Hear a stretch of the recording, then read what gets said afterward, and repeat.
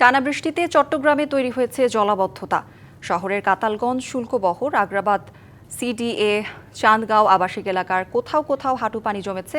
এ বিষয়ে আরও জানাতে নগরীর কাতালগঞ্জ এলাকা থেকে যুক্ত হচ্ছেন সহকর্মী মুজিবুল হক। মুজিবুল, বন্দরনগরের জলাবদ্ধতা পরিস্থিতি সবশেষ কি তথ্য আছে জানাবেন। কৌরি, মূলত রবিবার রাত থেকেই টানা বৃষ্টি হচ্ছে বন্দরনগর চট্টগ্রামে। এর ফলে যে সমস্ত নিচু এলাকা রয়েছে, বিশেষ করে বহদ্দারহাট, ষোলকবহরের কিছু অংশ, পাশাপাশি কাতালগঞ্জ, পাঁচলাইশ এবং সিডিয়া, আগ্রাবাদ সিডি আবাসিক সহ বিভিন্ন জায়গায় কিন্তু হাঁটুর থেকে কোমর পানি জমেছে। এবং এর ফলে কিন্তু সকাল থেকে আমরা বন্দরনগরে বিভিন্ন জায়গায় ঘুরেছি এবং যেটি দেখেছি, হাঁটু থেকে কোমর পর্যন্ত পানিতে তলিয়ে গেছে বিভিন্ন নিচু এলাকা। পাশাপাশি বিভিন্ন শিক্ষা প্রতিষ্ঠানে, অফিসে যারা যাচ্ছেন তাদেরকে কিন্তু তীব্র ভোগান্তি পোহাতে হচ্ছে। এবং অনেক জায়গায় আমরা দেখেছি বিভিন্ন শিক্ষা প্রতিষ্ঠান, অফিস এবং কমিউনিটি সেন্টার সহ বিভিন্ন প্রতিষ্ঠান কিন্তু পানিতে তলিয়ে গেছে। ফলে একদিকে যেমন সাধারণ মানুষ তাদের গন্তব্যে যেতে ভোগান্তি পোহাতে হচ্ছে, অন্যদিকে যারা এই সমস্ত জায়গায় ব্যবসা বাণিজ্য করেন তাদেরকে কিন্তু তীব্র ভোগান্তি পোহাতে হচ্ছে।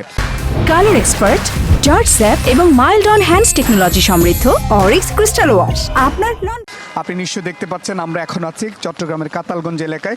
এখানে কোমর পর্যন্ত পানি হয়ে গেছে এবং মূলত দুপাশের কার্যত যে যোগাযোগ সেটি অনেকটা বিচ্ছিন্ন হয়ে গেছে। এখান থেকে প্রায় আধা কিলোমিটার সড়ক পানিতে তলিয়ে গেছে। এবং আপনি জানেন যে এই বন্দরনগরীর জলাবদ্ধতার সমস্যা দীর্ঘদিনের।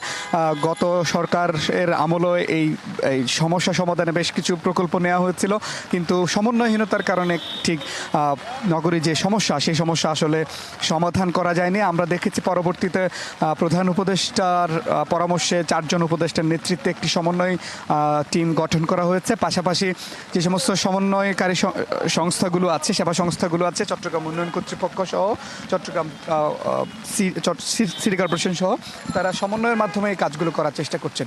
তবুও দেখছি যে সেটি খুব একটা আলোর মুখ দেখছে না। তবে সেবা সংস্থার প্রধান যারা আছেন তারা বলছেন যে শীঘ্রই এই সমস্যার সমাধান হবে, কিন্তু সামান্য বৃষ্টি হলে দেখা যাচ্ছে এই শহরের বিভিন্ন নিচু এলাকা কিন্তু তলিয়ে যাচ্ছে। তো সব মিলে এই ছিল চট্টগ্রামের খবরাখবর। মুজিবুল, ধন্যবাদ আপনাকে।